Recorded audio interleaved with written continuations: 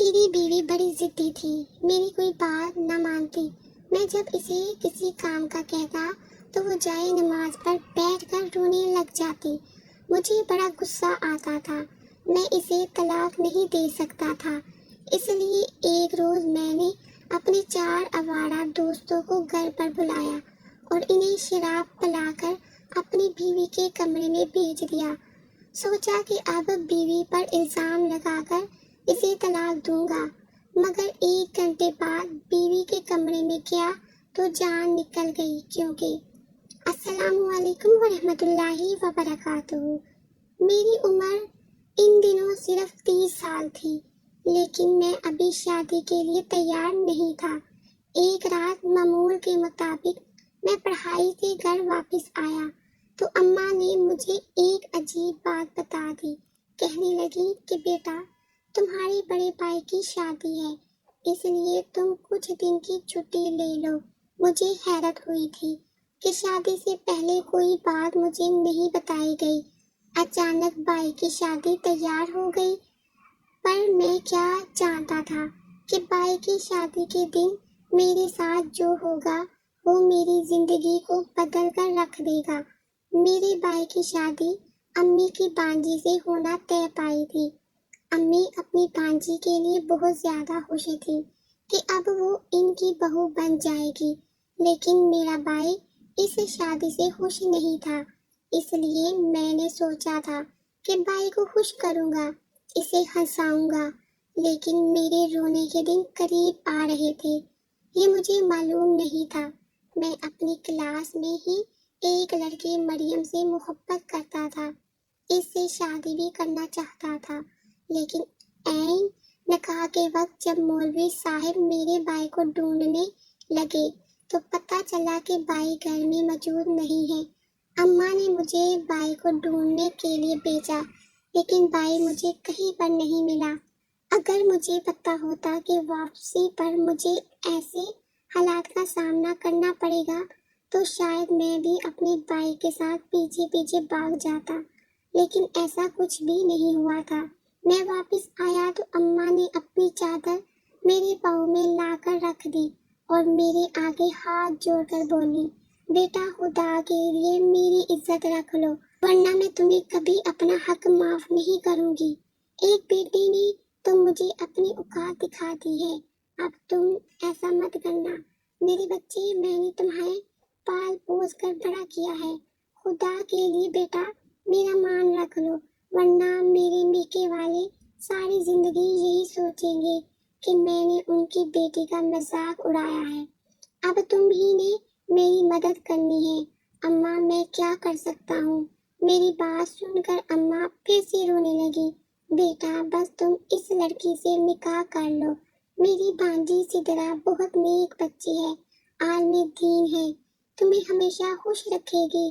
اماں، مجھے ماڈرن لڑکیاں پسند ہیں، آپ کو یہ بات سمجھ کیوں نہیں آتی؟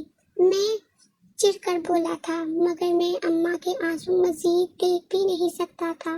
پھر ابا نے ایک ایسی بات کر دی جس نے میرا حوصلہ بڑھایا، بلکہ میرے دل میں لالچ کی ایک نئی دنیا آباد ہو گئی۔ ابا بڑے غصے میں تھے، کہنے لگے، بیٹا دلشاد نے تو عین وقت پر ہم سے بے وفائی کر دی ہے، وہ ہمیں پہلے بتا دیتا تو شاید ہم اس کا رشتہ یہاں پر طے نہ کرتے، مگر ایسی اولاد کا کیا بھروسہ جو بڑے زمانے میں انسان کو رسوا کر دے۔ اب میں اپنی ساری جائیداد تمہارے نام کروں گا، اگر تم اس بچی سے نکاح کر لیتے ہو، اسے اپنی عزت بناتے ہو تو میں تمہیں اپنی ساری جائیداد دے دوں گا اور تمہارا بڑا بھائی اس میں کسی قسم کا حقدار نہیں ہوگا، پھر تم آرام سے ساری زندگی گزارتے رہنا۔ ابا کی بات سن کر میرے تو رونگٹے کھڑے ہو گئے تھے۔ ابا کے پاس بہت سی جائیداد اور زمین تھی، آج تک ابا نے ہمیں اس کی ہوا بھی نہیں لگنے دی تھی۔ ابا کا خیال تھا کہ اولاد کو پہلے ماں باپ کی جائیداد کے بارے میں نہیں، ان کے ادب اور حقوق کے بارے میں پتہ ہونا چاہیے، لیکن چونکہ اب یہ بہت بڑا موقع تھا، ابا نے کہا کہ وہ ساری جائیداد میرے نام کریں گے۔ ساتھ ہی ساتھ یہ بھی پتہ چلا کہ سدرا کے نام بھی کافی ساری جائیداد ہے۔ میرے ذہن سے ایک بہت بڑا بوجھ ہٹ گیا تھا۔ میں جو ایک عیاشی والی زندگی گزارنا چاہتا تھا، اس کے لیے سدرا جیسی نیک عالمہ بیوی تو بہت اچھی تھی، اور اس نے ساری زندگی مجھ سے دب کر رہنا تھا کیونکہ میں اس پر احسان کرنے والا تھا۔ وہ بہت بڑا احسان۔ یوں میں نے منٹوں میں ایک فیصلہ کر لیا کہ میں سدرا کو ہی اپنی بیوی بناؤں گا۔ میں نے شادی کے لیے ہاں کی تو اماں ابا مجھ پر جان نچھاور کرنے لگے۔ ابا بولے کہ بیٹا میں تمہیں اتنا کچھ دوں گا کہ تم نے سوچا بھی نہیں ہوگا۔ ابا کی باتیں سن کر مجھے ایک نیا حوصلہ ملا تھا۔ میں نے اس وقت یہ نکاح قبول کر لیا۔ میرے دل میں اب نئے لڈو پھوٹ رہے تھے۔ ابا کے پاس جو جائیداد تھی اب میں بیچ بھی دیتا تو انہیں زیادہ فرق نہ پڑتا۔ میں نے ان سے یہی کہنا تھا کہ میں نیا کاروبار کرنے لگا ہوں۔ سب لوگ میرے احسان تلے آ گئے تھے کیونکہ اماں خوب جانتی تھی کہ مجھے ایسی لڑکیاں پسند نہیں ہیں۔ اب میں نے سب کا مان رکھ لیا تھا۔ میں سب کی آنکھوں کا تارا بن گیا تھا۔ میں کمرے میں داخل ہوا تو کمرہ پھولوں سے اور خوشبو سے مہک رہا تھا۔ میرے سامنے گاؤں کی سب سے خوبصورت لڑکی بیٹھی ہوئی تھی، پر میں نے اس کی شکل دیکھنا بھی گوارا نہیں کیا تھا کیونکہ میں نے شہر میں رنگ برنگی لڑکیاں دیکھی ہوئی تھی۔ مجھے اس بات سے کوئی فرق نہیں پڑتا تھا کہ عورت خوبصورت کتنی ہے۔ میں یہ دیکھتا تھا کہ عورت بولتی کیسا ہے، اس کا مزاج اور شخصیت کیسی ہے۔ بس یہی باتیں میرے اوپر اثر انداز ہوتی تھی۔ خیر سے سدرا کو تو میں نے کبھی دیکھا ہی نہیں تھا۔ جب میں کچھ نہیں بولا تو سدرا نے خود ہی مجھے آواز دی۔ اس نے مجھے سلام کیا تھا۔ آگے سے میں نے کہا کہ یہ دیسی لوگوں والی بات، شادی کی رات اپنے شوہر کو سلام کون کرتا ہے؟ وہ ذرا ہنس کر بولی، آپ نے تو وہ بھی نہیں کیا، تم ابھی سے گلے شکوے کر رہی ہو۔ وہ میری بات کاٹتے ہوئے بولی، اللہ نہ کرے کہ میں آپ سے گلہ یا شکوہ کروں، میں نے تو ایسا کبھی نہیں سوچا۔ اب میں ساری زندگی آپ کے تابع دار رہوں گی، کبھی آپ کی نافرمانی کرنے کا میں سوچ بھی نہیں سکتی۔ سدرا کی تابع داری اور اللہ میاں کی گائے والی فطرت دیکھ کر مجھے عجیب سی خوشی ہوئی تھی۔ میں جانتا تھا کہ ایسی بیویاں شوہروں کے سامنے زبان نہیں کھولتی۔ اب مجھے پوری آزادی مل گئی، میں جو چاہوں گا کروں گا۔ اچھا ٹھیک ہے، تم کپڑے بدل کر سو جاؤ، میں تھک گیا ہوں۔ جی اچھا۔ اس نے اٹھ کر اپنے کپڑے تبدیل کرنے کے لیے واش روم کا دروازہ کھولا۔ تب میری نظر اس کے پاؤں پر پڑی تو میں دیکھتا ہی رہ گیا تھا۔ اس کے پاؤں ملائم اور شفاف تھے، لگتا تھا جیسے کبھی اس نے کسی کی طرف نظر اٹھا کر یا کسی نے اس کی طرف نظر اٹھا کر نہیں دیکھا ہوگا۔ واقعی میں وہ ایک پاک باز لڑکی معلوم ہوتی تھی۔ اس کے چہرے پر بھی عجیب سا نور تھا۔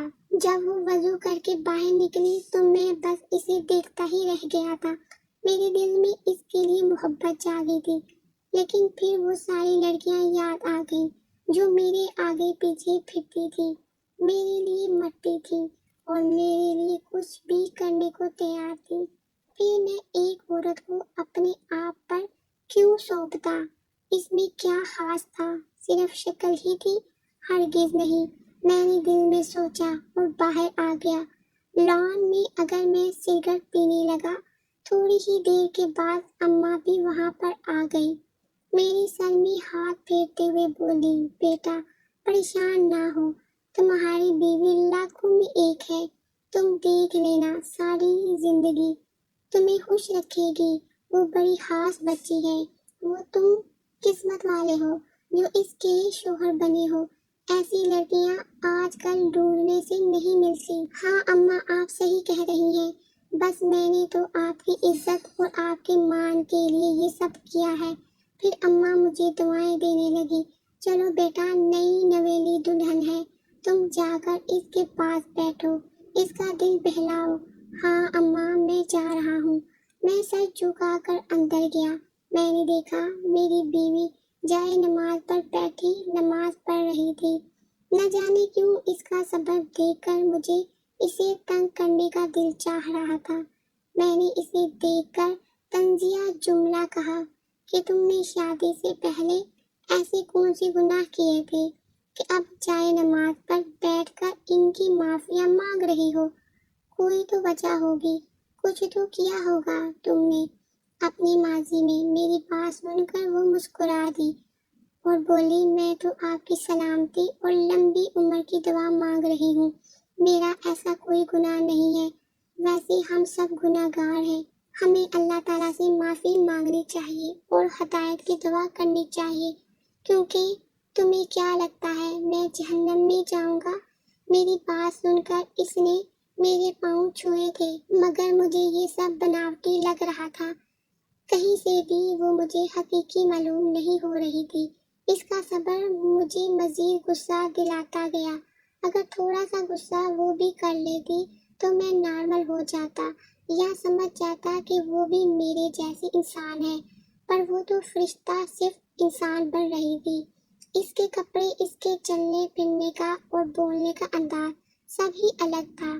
خیر میں نے اپنی بیگم سے اور ایسی کوئی بات نہیں کی تھی، لیکن میں یہ بات جان گیا تھا کہ وہ ایک شریف عورت تھی۔ میں ابھی یہ ساری باتیں کر ہی رہا تھا کہ میرے کمرے کے دروازے پر دستک ہوئی۔ رات کے 12 بجے تھے۔ مجھے حیرت ہوئی کہ اس وقت میرے کمرے کے دروازے پر دستک کون دے رہا ہے۔ دروازہ کھولا تو سامنے ابا جی کھڑے تھے، آنکھوں میں آنسو لیے اور چہرے پر ملے جلے سے تاثرات تھے۔ ابا مجھے دیکھتے ہی میرے گلے سے لگ گئے۔ ابا کی خوشی میری سمجھ سے باہر تھی۔ کیا بات ہے ابا؟ میں نے ہنستے ہوئے ان سے پوچھا تھا۔ بیٹا بات ہی ایسی ہے کہ میرا خوش ہونا تو بنتا ہے، تم میرے کمرے میں چلو۔ میں ابا کے کمرے میں گیا تو کچھ کاغذات ان کے بیڈ پر بکھرے پڑے تھے۔ یہ کیا ہے؟ میرے دل میں جائیداد والی بات تھی۔ بیٹا مجھے عمرے کے لیے اللہ تعالیٰ نے بلا لیا ہے، ابا یہ کہہ کر مجھے سے لپٹ گئے تھے۔ شاید کہ ابا کی عمرے والی درخواست قبول ہو گئی تھی۔ ابا اور اماں دونوں ہی بہت خوش تھے۔ ان کی خوشی دیکھ کر میں حیران ہو گیا تھا۔ وہ کب سے اس کام کے لیے کوششیں کر رہے تھے۔ ابا کے دل میں مدینہ دیکھنے کی بہت طلب تھی۔ مجھے بھی ابا کی خوشی دیکھ کر خوشی محسوس ہو رہی تھی۔ ابا کہنے لگے، بیٹا میری خواہش تھی کہ میں بھی اللہ تعالیٰ کے گھر جاؤں، اس کے گھر کا طواف کروں، لیکن تم لوگوں کی ذمہ داریوں نے مجھے یہاں سے ہلنے نہیں دیا تھا۔ سب سے شیطان بیٹے تو تم میرے تھے۔ اب میری شادی ہو گئی ہے اور مجھے پتہ چلا ہے کہ تمہارا بڑا بھائی اپنے دوست کے گھر ہے۔ اب مجھے اس کی کوئی فکر نہیں ہے، وہ جہاں چاہے اپنی مرضی سے شادی کر لے۔ اور ہاں تمہاری بیوی بہت نیک ہے، دیکھنا وہ تمہیں سنبھال لے گی، تمہیں بھٹکنے نہیں دے گی۔ اس لیے میں نے سوچا ہے کہ میں ایک بار یہ فریضہ بھی ادا کر آؤں، پھر اگلے سال اللہ نے چاہا تو میں حج بھی کروں گا۔ ابا تو خوش تھے ہی، ساتھ مجھے ایک اور بات کی خوشی تھی۔ وہ خوشی اس بات کی تھی کہ ابا اور اماں ایک ماہ کے لیے عمرے پر جا رہے تھے۔ اب میں اس گھر میں اکیلا تھا۔ میں نے سوچ لیا کہ میں سدرا کے ساتھ ایک ایسا کام کروں گا کہ پھر مجھے اسے طلاق دینے کی ضرورت پیش نہیں آئے گی، بلکہ وہ خود ہی یہ گھر چھوڑ کر چلی جائے گی۔ میں سدرا کے کمرے میں گیا، وہ اسی طرح ناٹک کر رہی تھی، نیک اور فرشتہ صفت بننے کا ناٹک۔ نماز کے بعد بیٹھی ذکر کر رہی تھی۔ میں اس کے پاس بیٹھ گیا۔ میں نے کہا، سدرا تم کیا بہت نیک عورت ہو، کیا تم کسی غیر محرم کے سامنے بیٹھنا پسند کرو گی؟ استغفر اللہ، ہرگز نہیں۔ سدرا اپنے کانوں کو ہاتھ لگا کر بولی، پھر تم میرے دوستوں کے سامنے بھی یقیناً نہیں جاؤ گی؟ جی ایسا ہی ہے، میں آپ کے دوستوں کے سامنے نہیں آ سکتی۔ اچھا تو پھر ٹھیک ہے، میں تمہیں تمہارے اماں ابا کے گھر چھوڑتا ہوں، کیونکہ جب تم یہاں سے جاؤ گی تو میں اپنے دوستوں کو گھر بلاؤں گا۔ اماں ابا عمرہ کرنے جا رہے ہیں، تمہیں پتہ ہے یہ موقع بار بار نہیں آتا۔ میرے دوست میرے گھر آنا چاہتے ہیں، میں اسی وجہ سے میں انہیں یہاں نہیں لاتا کہ تم ایک نیک بیوی ہو۔ ان لوگوں کے سامنے جاؤ گی تو پھر اچھا نہیں ہوگا، تمہیں اچھا بالکل نہیں لگے گا ان کے سامنے آنا۔ جی ایسا ہی ہے، لیکن اس کے لیے میری ایک شرط ہے۔ وہ کیا؟ میں نے حیرت سے پوچھا۔ وہ میں آپ کو تھوڑی دیر کے بعد بتاؤں گی، یہ کہہ کر سدرا جائے نماز پر اٹھ گئی۔ اماں ابا سے جا کر ملی، ان کو مبارکباد دی۔ میرے ذہن میں بار بار یہی بات آ رہی تھی کہ سدرا کے ذہن میں اس بات کو لے کر کیا شرط ہوگی۔ میں نے اپنے دوستوں اور لڑکیوں کو بھی بتا دیا تھا کہ میرے اماں ابا ایک ماہ کے لیے جا رہے ہیں۔ تم لوگ میرے گھر پارٹی کے لیے آ جانا، بلکہ اب تو ہر روز میرے گھر میں پارٹی ہوا کرے گی۔ نوجوان لڑکے لڑکیاں مل کر رات بھر ناچتے رہیں گے۔ میں بہت خوش تھا، اور میرے سبھی دوست بھی۔ میرے زیادہ تر دوست امیر تو نہیں تھے، لیکن بے حیائی کے کاموں میں ان کا جواب نہیں تھا۔ وہ ہر بات میں اسی طرح ہلا گلا کرتے تھے۔ میں اپنے دوستوں کی ان حرکتوں کی وجہ سے کافی بار مشکل میں بھی پھنس چکا تھا، لیکن اماں ابا کا پیسہ ہی تھا جو ہر بار مجھے بچا لیتا تھا۔ کہیں نہ کہیں میرے تعلقات بھی تھے، انہی تعلقات نے مجھے بچا رکھا تھا۔ خیر سے اب تو میرے اپنے گھر میں پارٹی تھی، مجھے فکر نہ تھی ہم لوگ کون سا باہر کسی ہوٹل میں جا رہے تھے جو ہمیں پولیس روکتی۔ مزے کی بات یہ ہے کہ میری کسی دوست کو یہ نہیں پتا تھا کہ میری شادی ہو چکی ہے، وہ میری بیوی بھی ہے، کیونکہ میں نے کبھی بھی انہیں یہ نہیں بتایا تھا کہ میں شادی ایک ایسی لڑکی سے کروں گا۔ بہرحال رات ہوئی تو سدرا میرے پاس آئی۔ وہ مجھے عجیب نظروں سے دیکھنے لگی، جیسے سب کچھ جانتی ہو۔ آپ واقعی میں پارٹی کریں گے؟ ہاں، میں پارٹی کروں گا۔ میرے کچھ دوست ہیں جو یہاں آنا چاہتے ہیں۔ اگر تمہیں رکنا ہے یا تمہیں نہیں دیکھنا چاہتی ہو تو تمہاری مرضی ہے، لیکن تم تو یہ نیک نامی کا ڈرامہ کرتی ہو، پھر اس کا کیا بنے گا؟ تم تو غیر محرموں کے سامنے نہیں آتی۔ وہ بولی، جی ہاں، میں ایسا نہیں کروں گی، لیکن مجھے آپ کے لیے افسوس ہو رہا ہے اور ڈر لگ رہا ہے۔ آپ کے ساتھ کیا ہوگا؟ تم کہنا کیا چاہتی ہو؟ میں چونک کر بولا تھا، کچھ نہیں، جب تک آپ اچھائی اور برائی کے فرق کو سمجھ نہ لیں تب تک میں کچھ کہہ نہیں سکتی، اور نہ ہی آپ کو زبردستی کچھ منوا سکتی ہوں۔ ہاں بالکل صحیح بات ہے، ایسا ہی ہے، اور منوانے کی کوشش بھی مت کرنا۔ تم جانتی ہو کہ میں نے تم سے شادی اپنی خوشی سے نہیں کی ہے، بلکہ اماں ابا کی خوشی کی خاطر کی ہے، ورنہ تو تمہارا ہونے والا شوہر نکاح کے وقت تمہیں چھوڑ کر بھاگ گیا تھا اور ابھی تک واپس نہیں آیا۔ بس فون کر کے اس نے بتا دیا کہ وہ تم سے شادی نہیں کرنا چاہتا تھا۔ یقیناً کوئی نہ کوئی وجہ ہوگی، نہ تم ہی نے کچھ کیا ہوگا، یہ تمہاری شہرت ایسی ہوگی، میرے بھائی کو تمہارا کردار، تمہاری نیت سب معلوم ہوگا، اس لیے تمہیں چھوڑ کر بھاگ گیا تھا۔ یہ سن کر سدرا رونے لگی۔ آخر وہ بھی ایک عورت تھی۔ اماں ابا کے جانے کے بعد وہ خود ہی کہنے لگی کہ میں اپنے اماں ابا کے گھر جانا چاہتی ہوں۔ میں نے کہا، ایک دن اور رک جاؤ، تم نے اپنی شرط بھی تو منوانی تھی۔ وہ بولی کہ میری شرط اور کچھ نہیں تھی، صرف اتنی تھی کہ اب فجر کے وقت نماز پڑھ لیا کریں۔ فجر کی نماز کبھی نہیں چھوڑتے، چاہے دنیا ادھر سے ادھر ہو جائے۔ فجر کی نماز ایسی نماز ہے جو آپ کی باقی نمازوں کو طے کرتی ہے کہ آپ اللہ کے راستے سے اپنے دن کا آغاز کرتے ہو تو وہ پورا دن آپ کو اپنی حفاظت میں رکھتا ہے۔ میں اس کی بات سن کر متاثر ہوا تھا۔ مجھے تو لگا تھا وہ مجھ سے کوئی پیسے مانگے گی یا کوئی فرمائش کرے گی، لیکن اس بیچاری نے میرے ہی فائدے کی بات کی تھی۔ اس بات پر میں تھوڑا سا پریشان بھی ہوا تھا، دل میں پشیمانی بھی ہوئی کہ میں اسے اتنا غلط سمجھتا تھا اور وہ ہر وقت میرے بھلے کے بارے میں سوچتی تھی۔ خیر ایسی سب باتوں سے تو اسے کوئی فرق نہیں پڑتا تھا، وہ صبر کا پتلا بنی ہوئی تھی۔ تھوڑی ہی دیر کے بعد اس نے اپنا سامان پیک کر لیا۔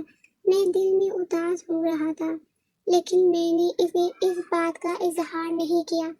میں اسے گاڑی تک چھوڑ کر آیا، وہ اپنے اماں ابا کے گھر چلی گئی۔ اس کے جانے کے بعد گھر میں عجیب سی بے رونق ہو گئی، لگتا تھا جیسے ایک نہیں 10 لوگ گھر سے نکل گئے ہوں۔ گھر بہت خالی خالی لگ رہا تھا۔ میں نے گھبرا کر جلدی ہی اپنے دوستوں کو کار ملائی۔ ان سے کہا کہ گھر خالی ہو گیا ہے، اب تم لوگ شام کو آ جانا۔ میرے دوست اسی موقع کے انتظار میں تھے۔ میرے دوستوں کے آنے سے گھر میں ایک نئی رونق لگ چکی تھی۔ ہر طرف گانوں کی آواز اور دھوم دھڑکنے والی لڑکیاں ناچ رہی تھیں، اور ان لڑکیوں کو میں کافی عرصے سے جانتا تھا۔ مجھے پتا تھا کہ یہ ایسا ہی دھوم دھڑکا کرتی ہیں۔ میں نے ان سب کے لیے چھوٹے چھوٹے گفٹ پیکٹ رکھے ہوئے تھے۔ جب میں نے یہ گفٹ انہیں دیے تو وہ بہت خوش ہوئے۔ ان کو تو یہی چیزیں بھاتی تھیں۔ کھانے پینے کے بعد ہم نے ڈانس پارٹی کا آغاز کیا۔ لڑکے لڑکیاں آپس میں بات چیت کرنے لگی، لیکن اسی دوران مجھے کچھ غلط ہونے کا احساس ہوا تھا۔ مجھے آج اپنے دوست آصف اور ذیشان کے تیور کچھ عجیب سے لگ رہے تھے۔ ان کی آنکھوں میں مکاری چھپی ہوئی تھی۔ ان کو دیکھ کر لگتا جیسے وہ کوئی بات اندر ہی اندر مجھ سے چھپا رہی ہوں۔ ایک دوسرے کو وہ اشارہ بھی کر رہے تھے، جبکہ باقی سب لوگ دوسرے کاموں میں مصروف تھے۔ لیکن ذیشان اور آصف کا رویہ، ان کا دھیان کہیں اور ہی تھا۔ میں نے ان پر نظر رکھنا شروع کر دی، لیکن پھر مجھے ندا نے بلایا۔ وہ میری سب سے پسندیدہ لڑکی تھی۔ اس نے کبھی بھی میرے سامنے اونچی آواز میں بات تک نہیں کی تھی۔ میری بہت عزت کرتی تھی۔ میں اس کے پاس چلا گیا، وہ بھی مجھ سے باتیں کرنے لگی۔ باتوں ہی باتوں میں پتہ نہیں چلا کہ کب رات کے 12 بج گئے۔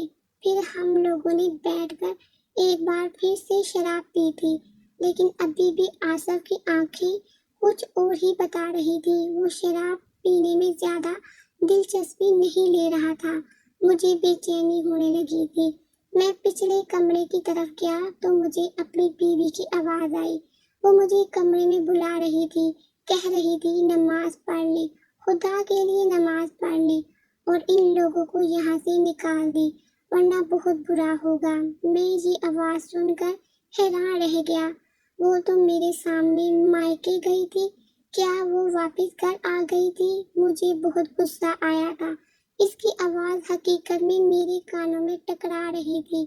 اب یہ کوئی وہم تو ہو نہیں سکتا تھا، حالانکہ گھر میں موسیقی کی آواز کافی اونچی تھی، لیکن پھر بھی مجھے یقین ہو گیا کہ وہ واپس گھر آ گئی ہے۔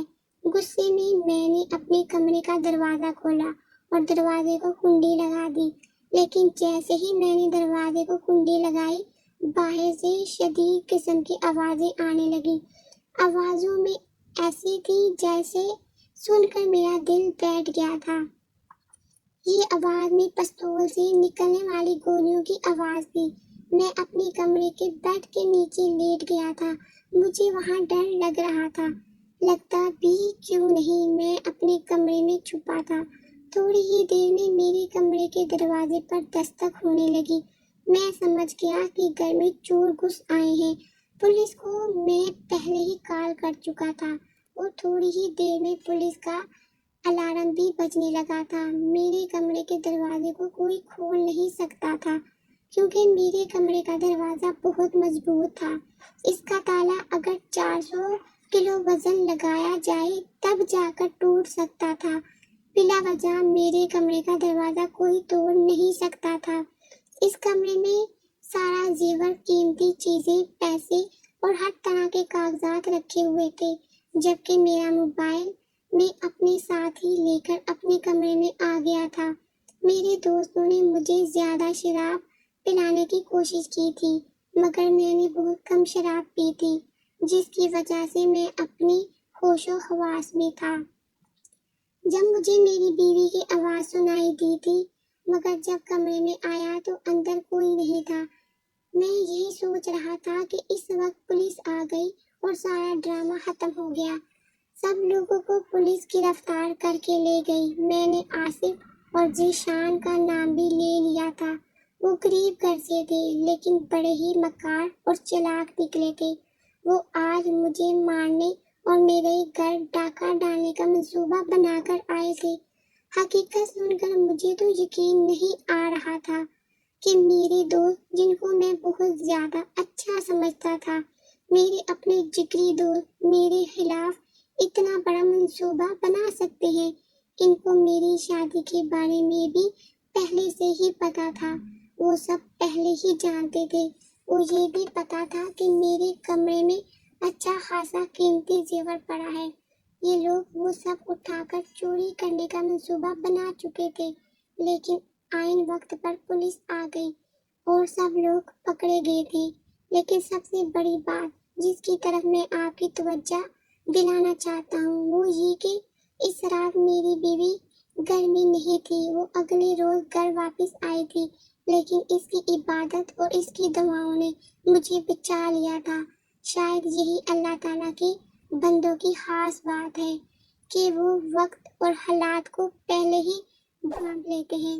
امید کرتی ہوں آج کی ویڈیو آپ کو پسند آئی۔ اگر پسند آئی تو اس کو لائک اور شیئر کیجیے گا۔ جزاک اللہ۔